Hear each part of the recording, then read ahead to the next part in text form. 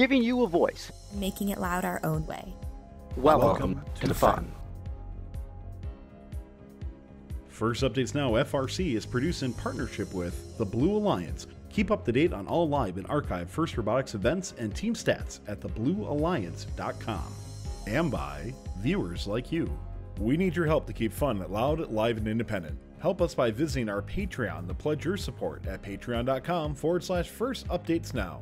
You can also support fun live on Twitch for a few bucks a month or by linking your Prime account for free and clicking subscribe.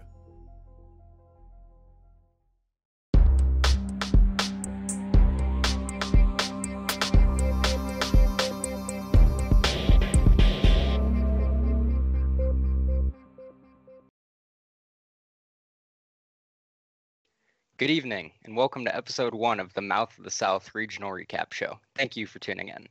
Tonight, we'll be previewing the upcoming Week 1 events, taking a look at some of the teams who have revealed their robots so far, and discussing what teams we think will be the dark horses in the South. Before we get into the main part of the show, why don't we introduce ourselves? So I'm Nicholas Murray, and I'm a design mentor for Team 1684, the Chimeras, from Lapeer, Michigan, and I'm also a college intern for Vex Robotics in Greenville, Texas.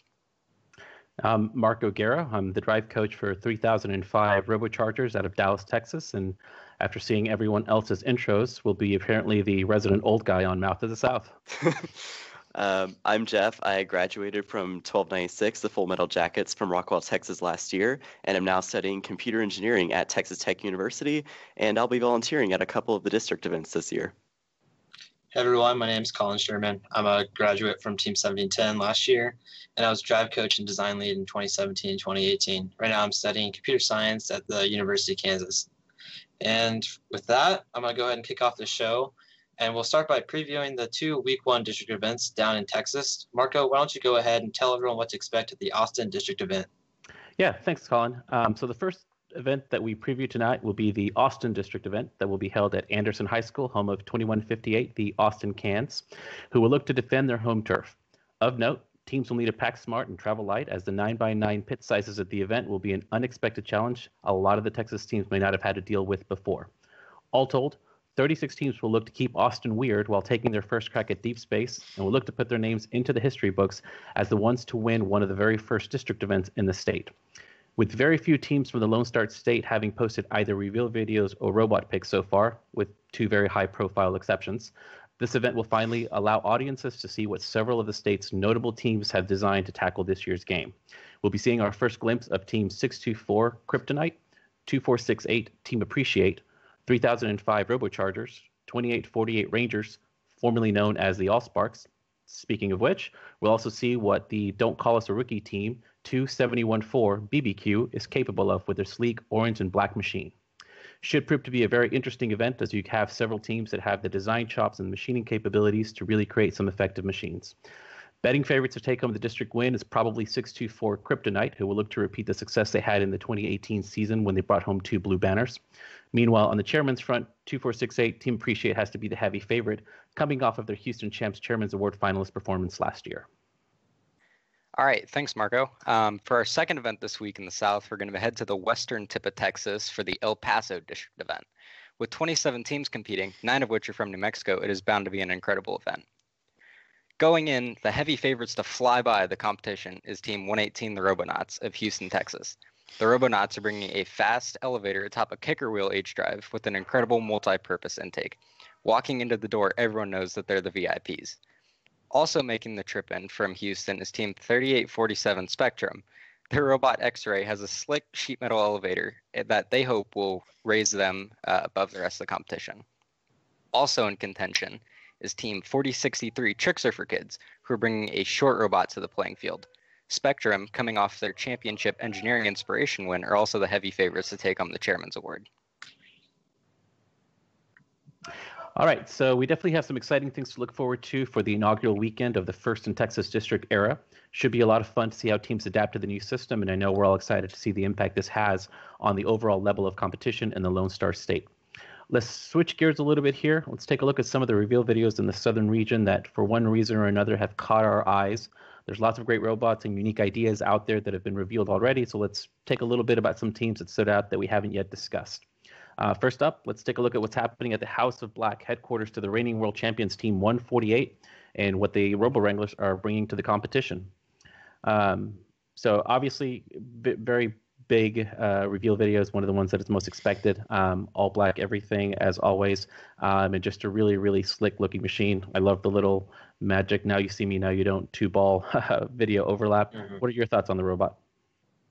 I think the climber is really cool. They're using gas springs to deploy it, so they can technically still be climbing after the match, because climbs aren't counted until 5 seconds after the match ends. So I think that'll give them a little bit of advantage to where they could score maybe that last ball or piece of cargo or hatch panel, and then go hit the climb after the buzzer. Yeah, definitely their climber. It's one of the scariest climbs I've seen so far. It's right up there with, I believe it was 1241 from the Ontario district last year. That's going to be very interesting to see at competition. As much as I love 148, I am expecting them to fall over a couple times just because, man, that's absolutely insane. Yeah, I'd have to agree with a lot of your ideas on the climber. I think it's interesting. It looks very scary, like you said before. One aspect of this robot that I actually really liked was just how compliant their like hatch manipulator is. You can in the video it's kind of sneaky, but like they show them placing that hatch at a lot of different angles. And it shows that it's very very compliant to different drivers. So I really like that. Yeah, it's definitely all about that foot and that climb. To me, it kind of reminds me like you get a foot cramp in the middle of the night. I think that's when it flips up. So it should be interesting as always. The main thing, as you saw from 148, they'll have it when it matters, and so we'll go from there. So next, let's head down to the natural state and Fayetteville's own team 5006 Apophis. One of those, Apophis, who has to have one of the most unique climbing, I guess we would say, mechanisms, but it's more of a climbing drivetrain that we've seen so far this year. So definitely very interesting. Nick, you brought it over to our attention as we were kind of getting the preview. What are your thoughts on this extendo swerve climb? Yeah, so I mean, as you said, they extend all 4 of their swerve modules down, and then that way it lifts up their robot, and then they lift up a swerve module at a time. To get up on level 3. I personally wasn't expecting anything like that. But I mean, my high school team picked them last year at Arkansas, and knowing how they operate, they definitely pull it off. Yeah, definitely. I mean, this team, I unfortunately have not been paying too much attention outside of Texas because I've been helping teams with pre-scouting, but definitely brought my attention to the other regions of the South. In Arkansas, I always enjoyed watching Rock City, getting to watch especially like 16th Bomb Squad. But 5006, I expect them to do pretty well this year, especially with having that swerve drive and having that maneuverability around the field. And just, again, that climb, absolutely insane. Yeah, I agree. My first impression of that climb was pretty. It looks kind of like it's pretty might break. I don't know, but I mean, they went for it, and I hope it works. It looks really, really cool. I remember seeing them last year at Kansas City Regional, and man, they were really good at playing the exchange, playing the switch, and I feel like those types of robots, they made a really similar this robot this year, but it's really low, really quick. I think they'll be really good this year as well.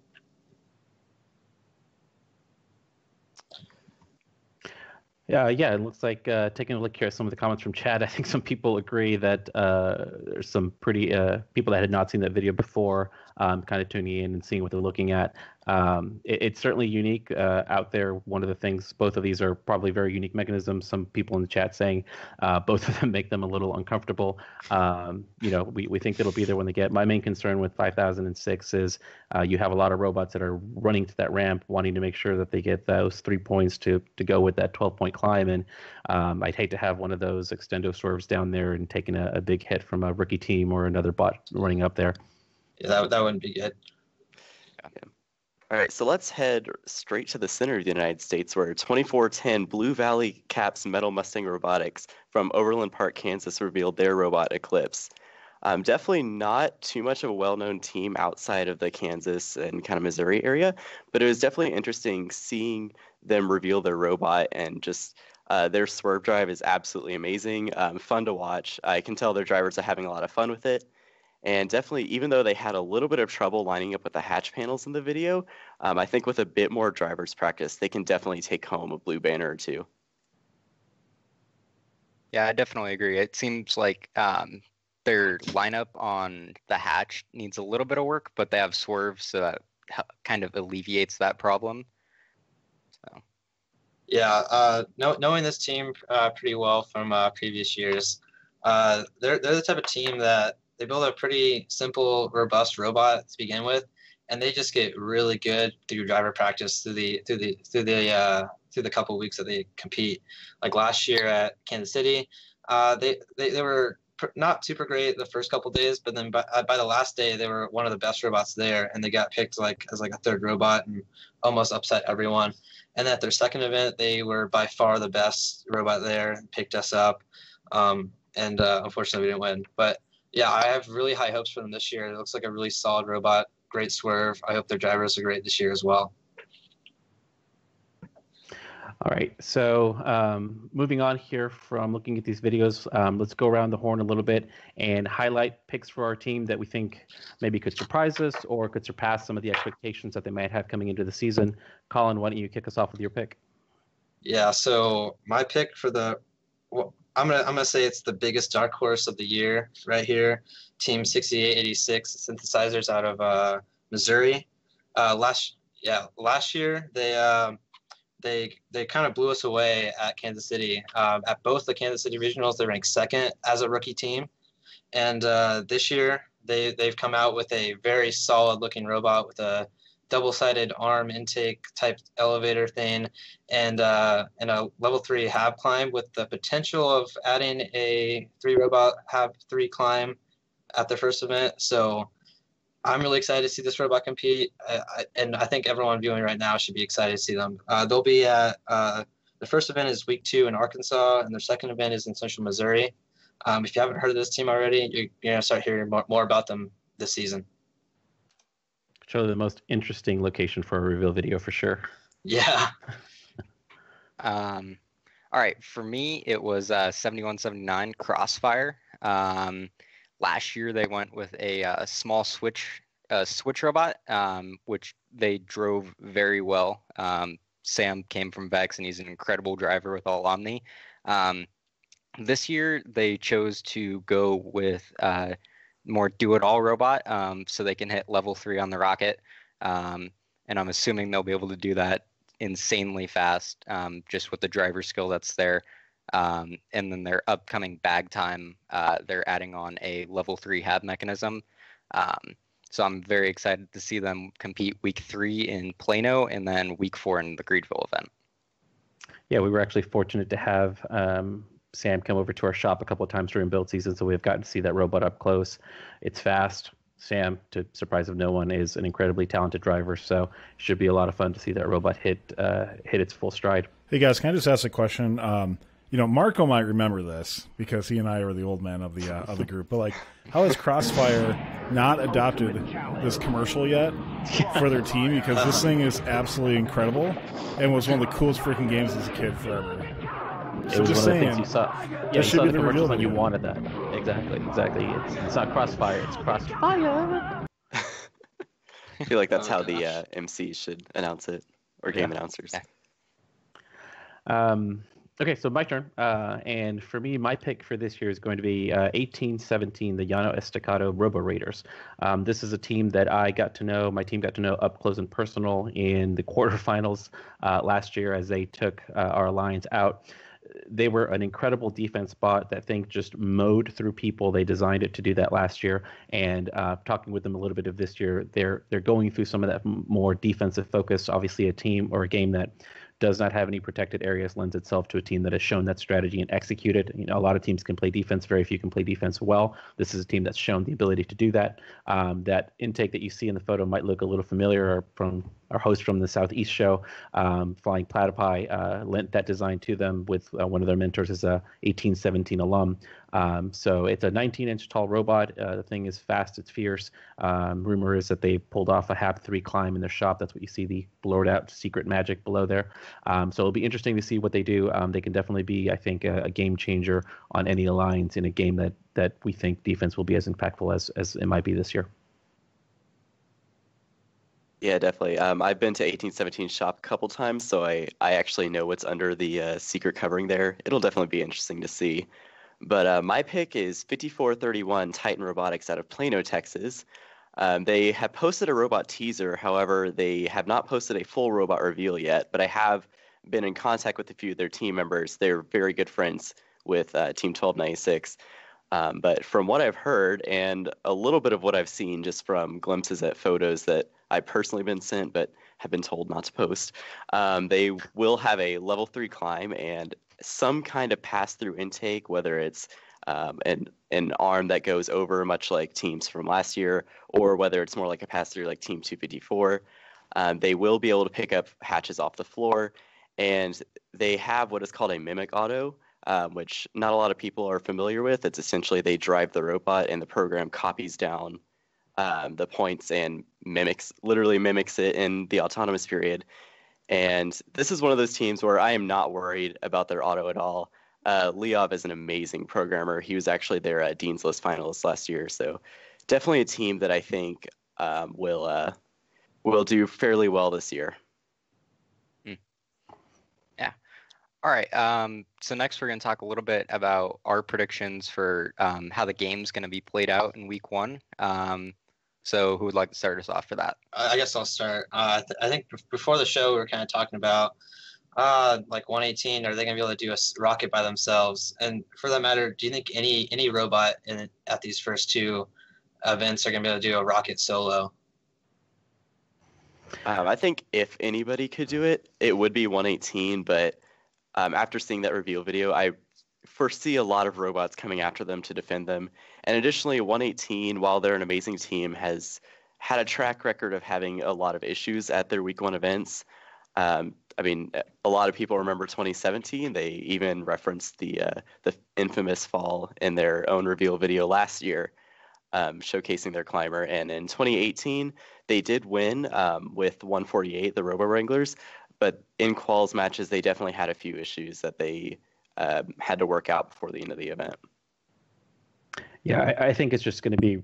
I would not expect to see any single team be able to fill a rocket all by themselves. I mean, at 12 cycles, even with the Sandstorm, you're looking at 10-second cycles that you have to be consistent, and that's just an insanely tight and window to have to hit. So I think I think we will see it. I think some combination of 118 and one of the better teams there, or maybe a 624 and 2468 or something at Austin could pull it off, depending on when those matchups go. But I think expecting any one robot, especially week 1, to be able to do that is probably asking a bit much. And we still need to see how defense plays. I heard a good point during the FIM broadcast that you're gonna have a lot of robots that aren't going to be ready. They're not going to have mechanisms to really be able to do a lot of cargo or a lot of hatch panels, and when you don't have that, the only thing you have left to do in a game like this is to go play some defense and head over there and see what you can get into the way of. So I think we're going to have several instances of that that would prevent any plethora of RPs from the rocket. Yeah, I definitely agree with the part about defense. There are a lot of kitbot chassis out there without a working mechanism for hatches or cargo. So they're going to be sent over to harass, 118 and Spectrum, Tricks for Kids, those types of teams at events. So it's going to limit the ability of teams to be able to get a solo rocket. Just a comment from the chat. Go3015 says that they've seen 3 teams do the entire rocket, I'm assuming is what they're saying, by themselves, and saw it in person. So be interesting to see that once defense kicks in, right, guys? Yeah, definitely. I mean, it's a completely different atmosphere at a regional / a district event compared to running cycles out of your shop without defense against you. So that's great, and I hope those teams the best, but I'd be very interested to see if that actually translates over to being able to fill a full rocket in week 1. Yeah, I predict that I don't think you're going to see one robot do it, but I think if you get 2 pretty decent robots, I think they'll easily be able to do it, especially if they're not being defended. I think they'll probably struggle if they are being defended, though. I think that will be kind of contingent on the match schedule because I don't think very many teams are going to go for those upper 2 levels on the Rocket in Elam's matches. It'd be a lot faster just to score on the cargo ship in the first couple of levels. So I want to ask you guys one other thing. Looking at the Austin event, Team 2468 has obviously last year chairman's finalist at the World Championships. Is there anybody that might give them a run for the money for the chairman's award at the Austin event? I think 624 always has a lot going on with that team. I think if anyone from that field is going to be a strong contender to them, I think my money would be on Kryptonite and what they've got together, the history that they have. They put together good presentations. So I think if 2468 is looking behind the shoulder at anybody, it's them or outsiders chance too. Lady Cans, the sister team to the Austin Cans, does a lot of good work. Very memorable. You guys know them because they have all of the duct tape wearers everywhere. So I think those are the 2 teams that could possibly challenge to the 2468. I'd also like to throw 418 in because they got engineering inspiration at Hub City last year, and then a chairman's award at Brazos Valley in 2017. They didn't win EI or chairman's in 2016, but they had an EI in 15, 14. 11. Their chairman's team goes very far back, so I think they're also a contender. And I think I'm going to hop on the bandwagon and agree with you there. The Lady Cans, I mean, they're outside of their chairman's program, they're just an amazing team in general, and I would really like to see them get that recognition that they deserve.